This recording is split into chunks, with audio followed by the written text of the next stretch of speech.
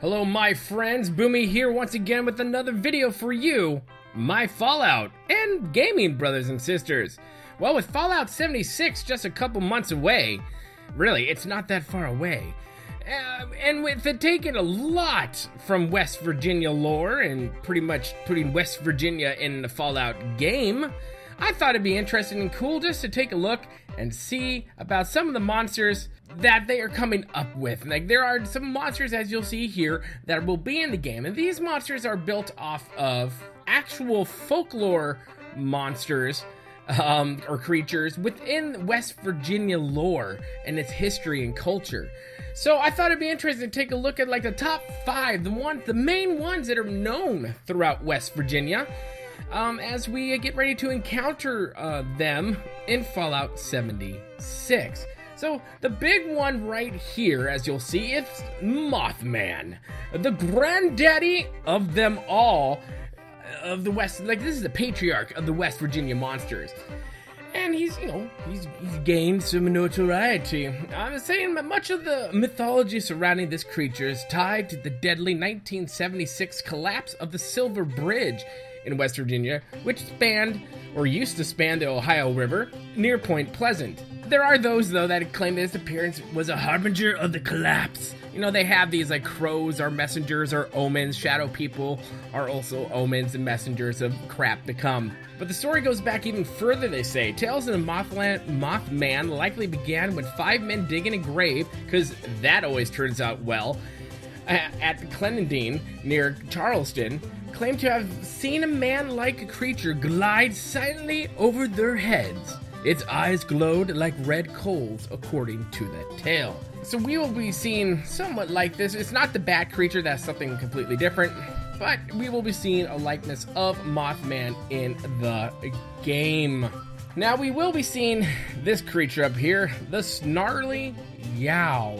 It kind of looks like a wolf creature, and they do have this in-game. The creature called the Snarly Cow has been roaming the mountains near Harper's Ferry, which is kind of famous for the Civil War, possibly since the first Germans settled within West Virginia in the upper Potomac Valley in the early 1700s.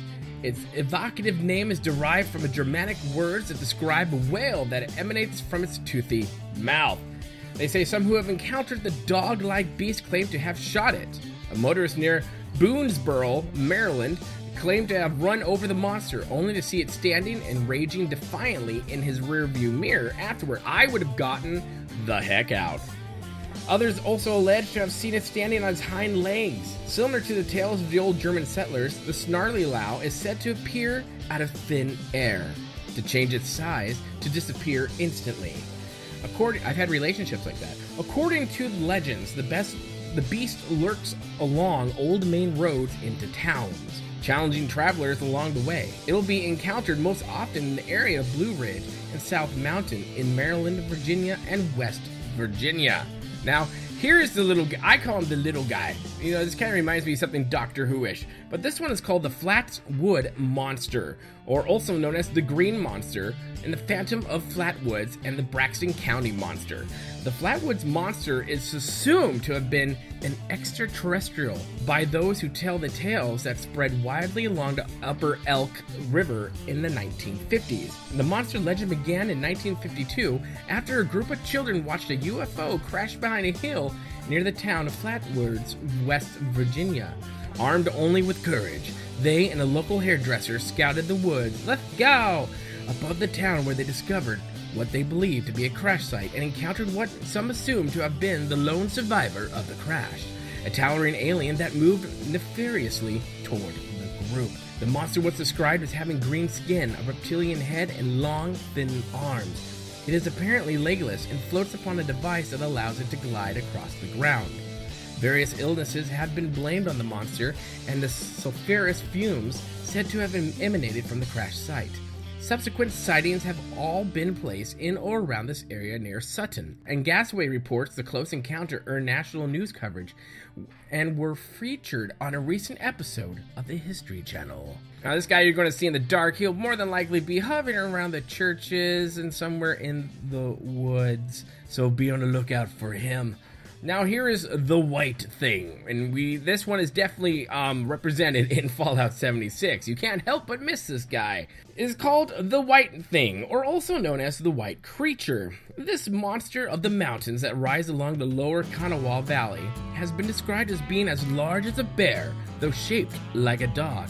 Its saber-like fangs extend from the ravenous mouth, and the beast is covered in filthy, white, woolly fur. It first entered the annals of folklore in 1965 in the book The Tall-Tale Lilac Bush and Other West Virginia Ghost Tales, a collection of stories compiled by Ruth Ann Mussick. A folklorist, Mussick proposed that such beasts appeared to both phantom and physical. The thing appears to be related to Sasquatch, which, according to the Mesopotamia.org, has been encountered in Boone, Mason, Putnam, and Kanawha counties in western and southwestern West Virginia. A gorge of sightings took place near Cross Lanes, West Virginia in the mid-1990s, though reports continue according to that site. Its front limbs are similar to those of a raccoon, but are larger. From its head sprouts horns like those of a goat. It has a long tail not unlike that of a raccoon. A stench of sulfur surrounds it. The creature has been seen racing through the woods and scurrying down riverbanks to drink. Some witnesses claim to have seen it standing on its hind legs like a bear. Others say it has 4 eyes. Others heard it scream. And the fifth in the top 5 one of West Virginia. Now, this is the big white headless thing you see in the Fallout 76 trailer. This is called the Grafton Monster. Formerly a railroad boomtown, Grafton, West Virginia, today seems somewhat an anomaly. A village of big city architecture locked in the territory of small farms and dense woodlands. Through these woodlands prowls a monster, some say. The legend of the Grafton Monster has endured since the 1960s, when sightings were at their peak. The man-like beast is said to be akin to a Bigfoot or skunk ape.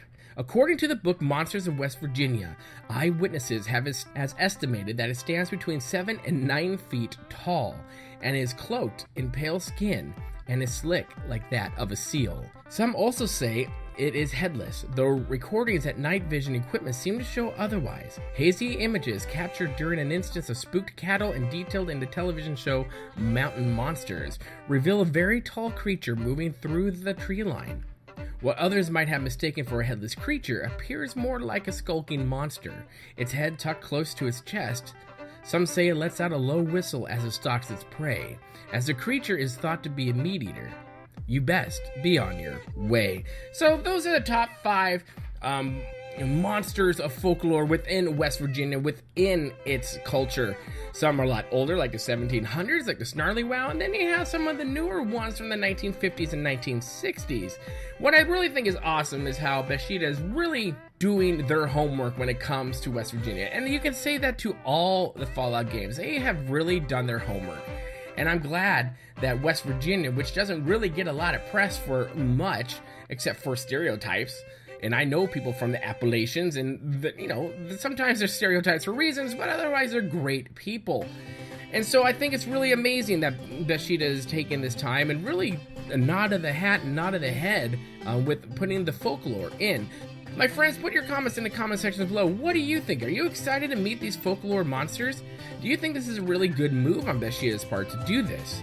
And also hit that like button if you like what you see and hear here, and hit that bell button also there for more Fallout news down the line. And also don't forget to share and hit that subscribe button if you really like what you see here and become part of the Boomy Nation family, the freak show of YouTube. My friends, we'll see you later. Remember to be kind and watch your back. And don't go through the woods alone. We'll see you later. Good day.